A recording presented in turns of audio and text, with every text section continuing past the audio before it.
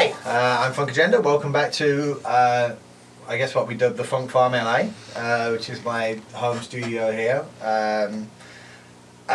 Made a few upgrades since the last time you guys were here. The most notable of which being the new iMac and the new sound card, which is the DJ M900.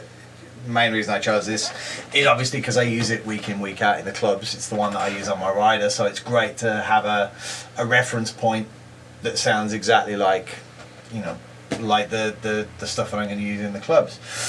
So I got some fun things planned for you today. The first thing I'm going to show you is kind of like a double header. Is how to use the macros and stuff on Massive a little bit more creatively than just, you know, having opening and closing the cut off, etc, etc, etc, because you can really get quite in depth with, you know, each individual macro depending on what it is that you're trying to do. So what I'm going to do is I'm going to create one of those kind of plucked chord pad sort of sounds, a la Mr. Joel Zimmerman, and then I'm just going to show you some of the ways that we can use the macros to, you know, enhance how that sound builds and how that sound, you know, changes through the breakdown and through the main parts of the record. So obviously we've got ourselves a Massive opened up here, so we just need to sort of come up with some chords. Let's just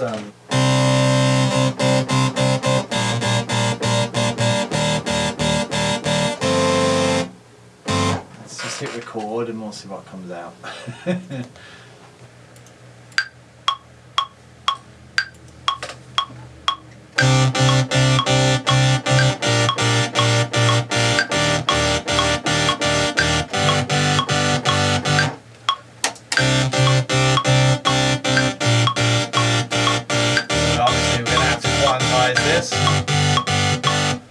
Just going to hit loop on that, open this up at the bottom, quantize it to 16ths and hit the legato, which was a brilliant addition, Ableton. I've got to say this was one of the things that used to drive me bonkers about your previous incarnations, was that you couldn't force note legato, which you could on Logic, and so the fact they brought that in was amazing.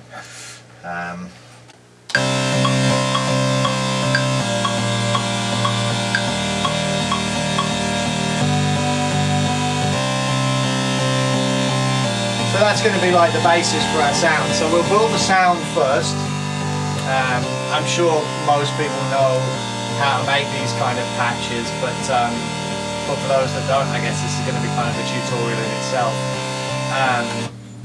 So first off, we're going to go to the filter bank and we're going to set up a low pass filter. I'm going to filter, put an envelope on the filter. Now obviously with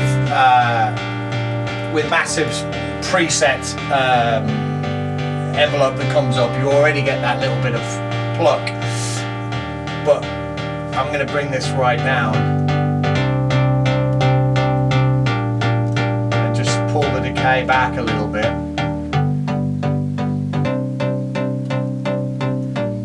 So that's got a nice sort of simple pluck going on.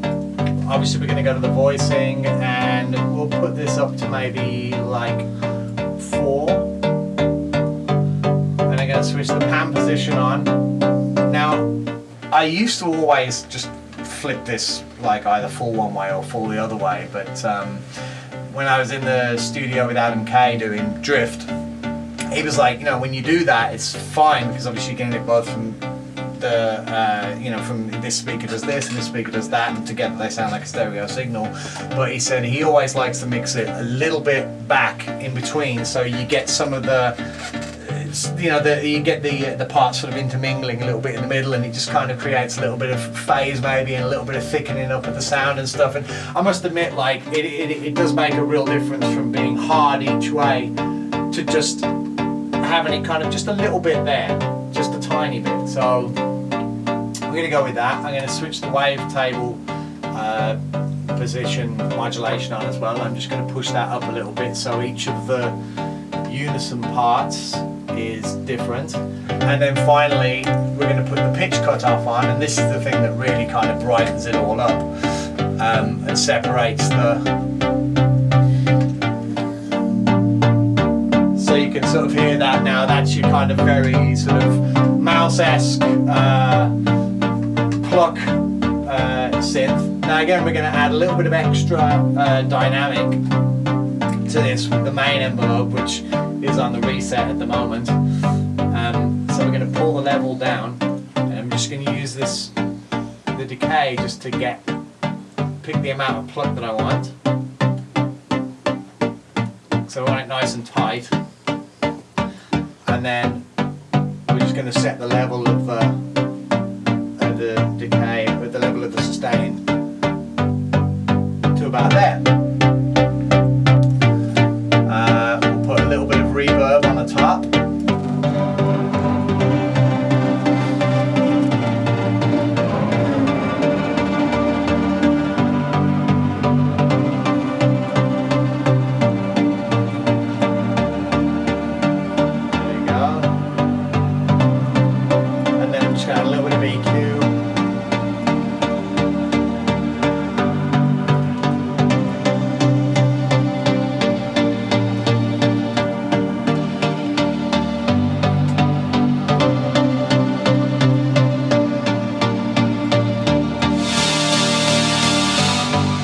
That's going to be like the open version of the sound,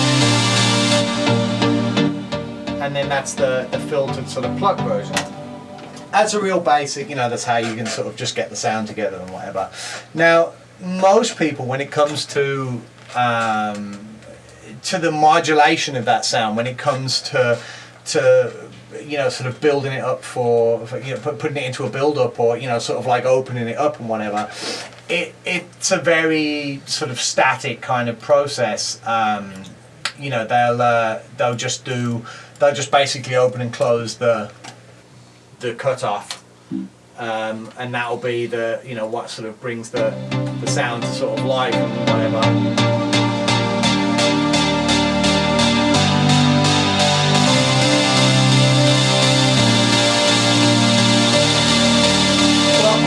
But what I like to do is I like to use the macros because obviously you can control multiple things with one macro. You can really sort of set these up to alter the sound dramatically between the two, you know, between the two states, like when it's fully open and when it's closed like this. So a good example, a good place to start is we'll put the cutoff modulation in there first. Now what I like to do with this is, so that I get the right point each time, I let it run like this. I turn the macro full, so it's in its fully on position, and then you drag the macro to the cutoff, and then obviously as you open this up, because the macro is already turned up full, what you're hearing is where it's going to go to. So with the cutoff, most of the point, like from about there to there, there's virtually no change. So obviously we only really need to go to there, and that's going to mean we've got a much longer transition around the macro. Now when we're down here, we might want to have a little bit more resonance on the sound, because it adds a nice kind of nice roundness to the sound. But I don't necessarily want it to kind of bite.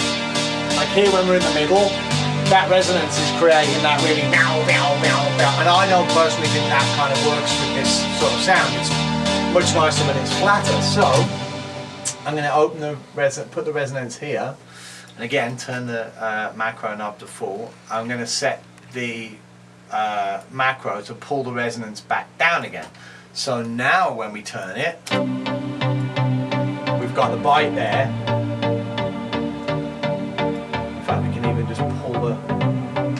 the cutoff back down a little bit, and as we open it up, the resonance disappears.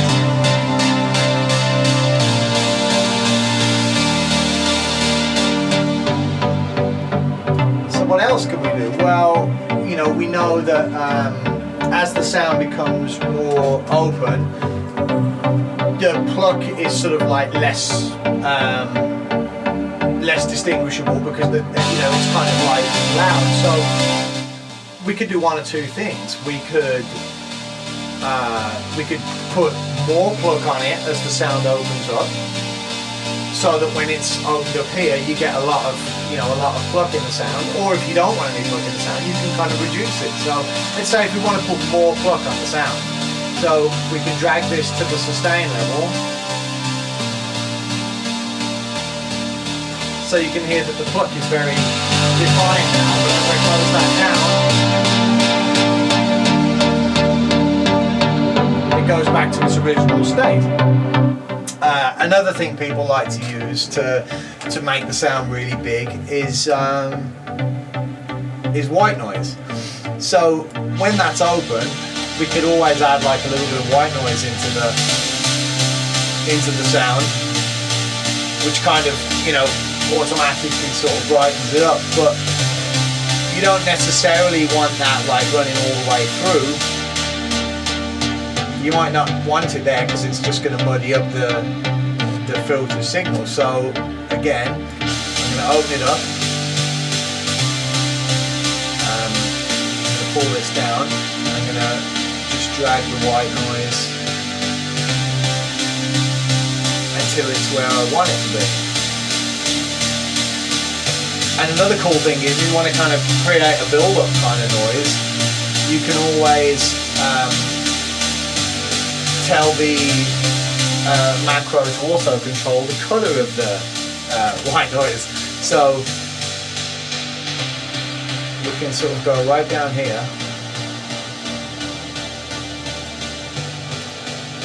and do this.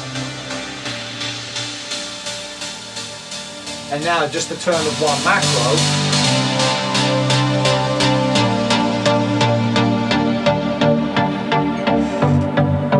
is doing like just so much to the sound.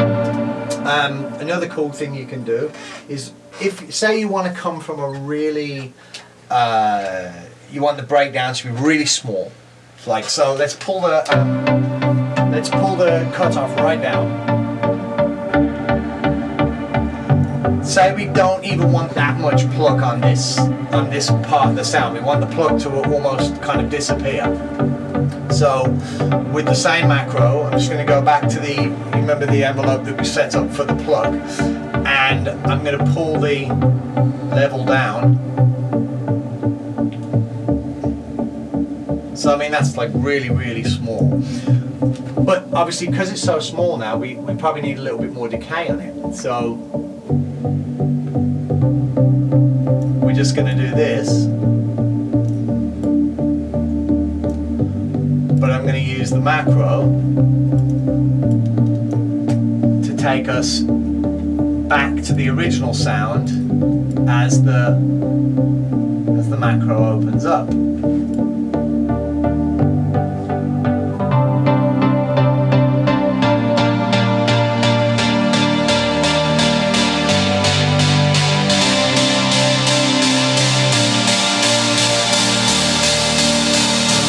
Probably a little bit too loud there. Put it down a little bit. And we're going to go back to the. I'm going to take that one off because I want the sound to be really. In fact, what we're going to do is we're going to do the opposite of that. We're just going to increase the sustain level of the.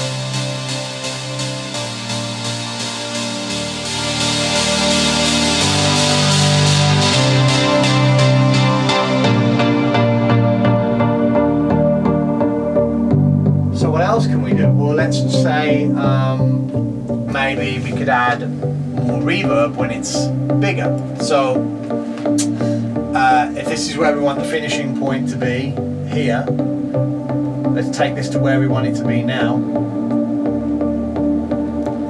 and then pull this back to where the finishing point's going to be. And so now we've got this very, very minimal pluck. And when I say minimal, obviously I don't mean like minimal house, because I'm pretty sure that you wouldn't catch, you know, pan pot playing something that sounds like this. But you know, you can hear that's like a very small, that's a very small sound. But then as you open the macro,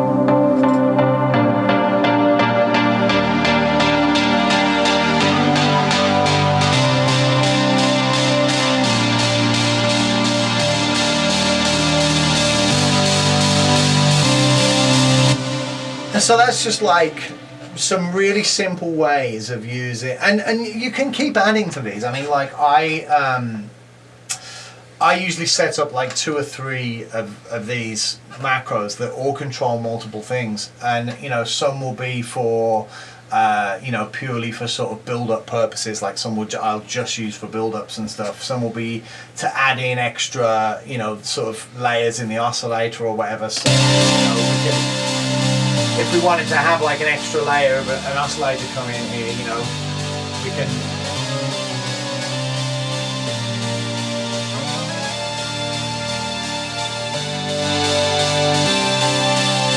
set this up,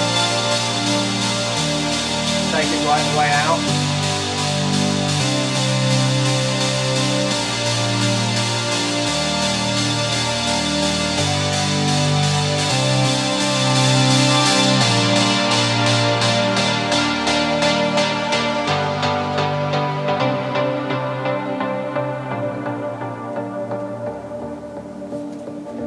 I mean, all of this is just coming from this one macro. Let's add some delay to it as well, so we'll get like a synth delay. I always like to, just as a point, anyone that listens to my music will probably spot this, I always like to use a 2 and a 3 on this, like say 2 16 beats and 3 16 beats, because it creates this really nice cyclic rhythm, which you can sort of hear in that. But obviously that kind of rhythm is going to interfere quite heavily once, as the macro opens. I'm going to pull the signal towards dry, so it'll take the delay out, and I'm also going to tell it to push the damp up, so that it'll also take the lower frequencies out of the delay, so that you just get the top frequencies, which again is going to impact it's going to make the sound less muddy. It's going to sort of impact on the sort of crushed nature of the sound. So again, you know, sort of coming right back to this one macro, we've just got this one macro that controls everything, and we're going right from this very atmospheric, you know, very sort of high-passed. Yes, let's be even more creative. Let's like push this boost up a little bit.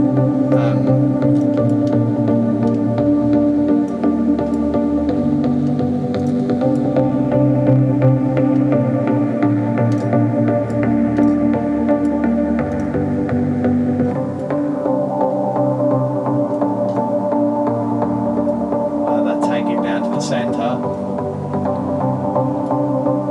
So now we've got like a very sort of MIDI sound, all the bottom end taken out of it, lots of reverb, lots of delay, and as we turn this,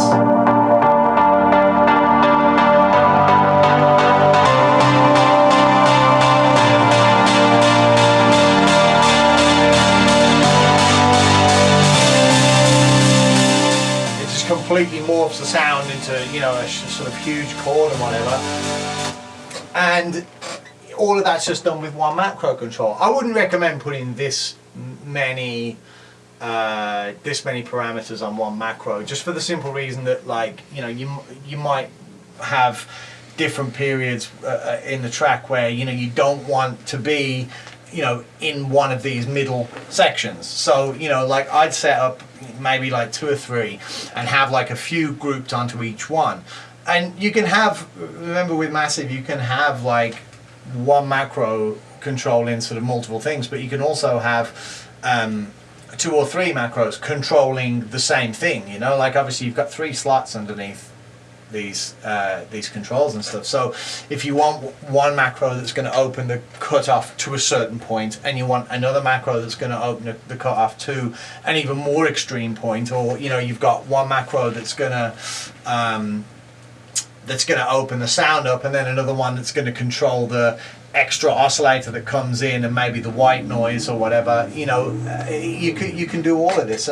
You know, another cool trick to add to sort of the build up is to as the channel opens up,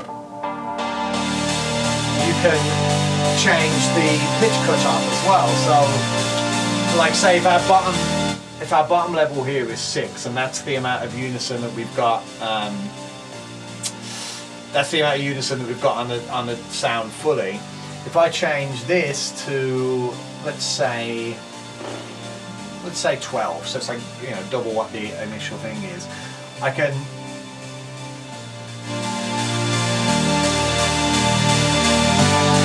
add more detune to it, and maybe a little bit more wavetable altering as well.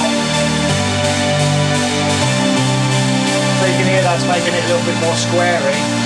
And again, all from this one.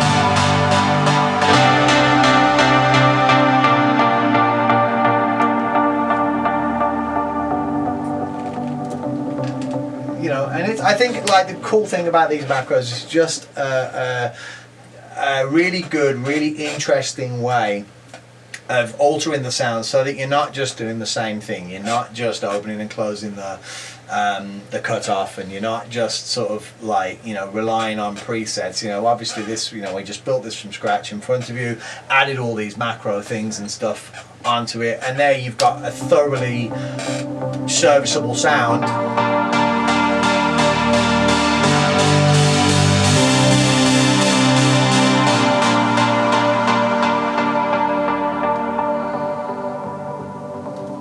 You know, that you could just use, you could just go and use that in a track straight away. Okay, so we've got a really good serviceable sound now, but once we've sort of like put some compression and stuff on it and put it into the track, like we might lose a little bit of the dynamic, particularly when it's up against the kick and the snare and etc. So what I'm going to do is I'm just going to show you a couple of tricks that I use to well, the first is going to pretty much remove all dynamics from the sound, and then the second one is going to put them back in again, which sounds like a ridiculous thing to do, but it actually really works. When you listen to a lot of the sort of like big electro slash progressive records at the moment, everyone gets this really, really extreme compression, and it's actually one of the ways you can get that is using the Ableton Multiband Dynamics. It's got a preset called OTT, which is over the top, and it really, really is. Immediately, it introduces this, with this kind of sound, it introduces this horrific pluck to it. When the macro's open, it's actually like slammed, and it sounds awesome. Like it's always lacking a little bit of mid, which you can put back in using these output things, and obviously you can use these to tinker the sound to whatever sort of purpose yours is going to serve. I mean, I find it's generally pretty good when they're all full like that for stuff like this, because it's a wide dynamic range, you know. But of course when you pull the macro back, it gets this horrible click and stuff. So you can defeat this by altering the time on the compressor and stuff. So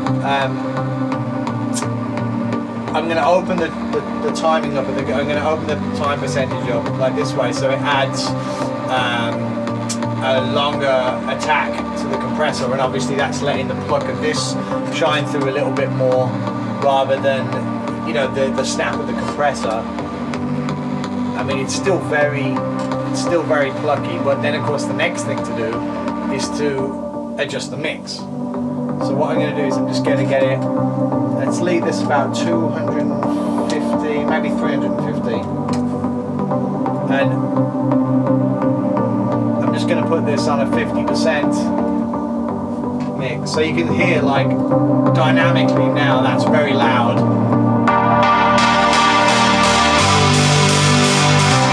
But it keeps the whole sound in check and it's just like one smooth level. And then the next cool trick I'm going to show you is something which is a kind of a lesser known function of Steve Duda's LFO tool plugins. Like most people, like the primary let's just get this here. The primary function of this this tool doesn't really go beyond selecting sidechain 1 and then that's it. And that, you know, that kind of like is how you get your side chaining for the track. But it's so powerful. I mean, it's such a powerful tool. So I'm just going to take the sidechain one off for a moment. I'm just going to drag another one before that one. I like to use this as a dynamics processor to add dynamics to the signal. So you can have this set up to a clock, but you can also have it set up to be controlled by MIDI. And the cool thing is, like, we've already got the MIDI notes right here. So I'm just going to drop those onto a blank MIDI track, and I'm going to send them out to Massive 22. And then I'm going to send them to LFO tool, the first LFO tool in the chain. And now when we go back to here, I can set up note retrigger, and you can see that they're going in time like that. The little the progress bar that's going across it is actually going. It restarts in time with the notes now. So we know that the note is each of those plucks is like 3/16 notes long. So if we set it up to be a dotted eighth note, the full length of the LFO tool, like the full length of the screen, is the fully held, the full length of the fully held note. So what we can do now is we can use the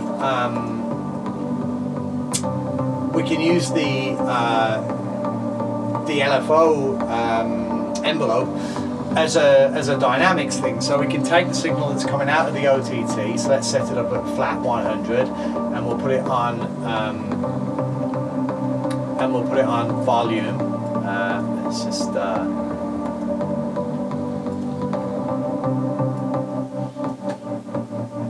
note retrigger, and we're going to put this on flat.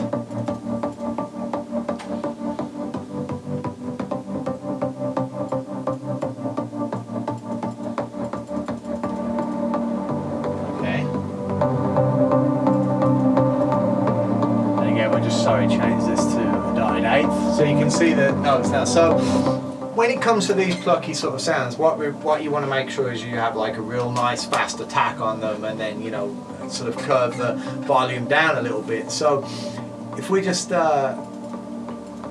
pull this down, and there's our attack at the start. I'm just going to put the smoothing on.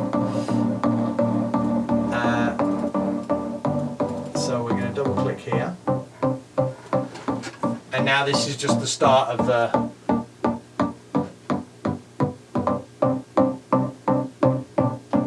so that's kind of cool.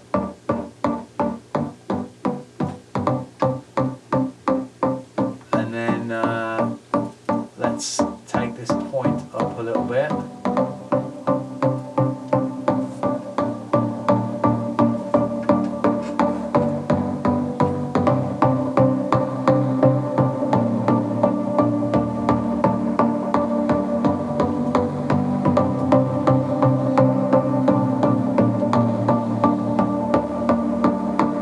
Now, even when we open the macro up on Massive, still got this attack and this punch.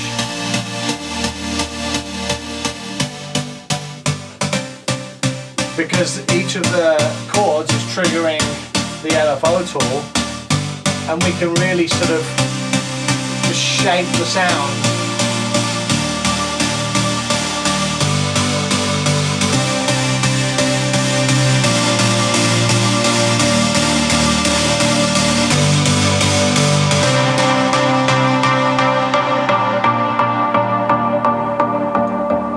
So now when you throw it through the LFO tool for your side chaining, you've got this very plucked, sort of driven signal that's got lots of dynamic to it.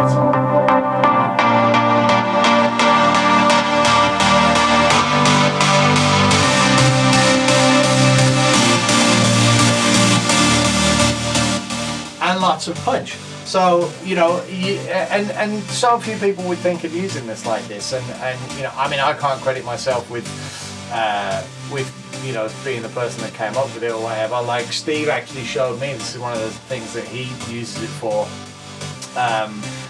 and I was just kind of like amazed, you know, because it's got this great scope. You can literally see what you're doing to the sound as you're doing it, and you can shape it exactly how you want it to do. You can add as many points into the envelope as you want and stuff, and you know, this is just a very simple you know, envelope that we've added into it. And obviously by altering the snap, you can change how accurate the grid is, so you can really sort of like, you know, kind of get really in depth in there, and not only can you do this, but you can also MIDI control like, say, the cutoff as well. Like, if you want to put the filter on it again, and you can use it to MIDI control that.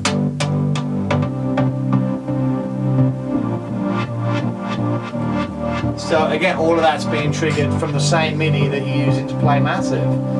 But like I say, I mean, I don't want to digress too far from the point, which is it makes a fantastic dynamics processor. And there you go.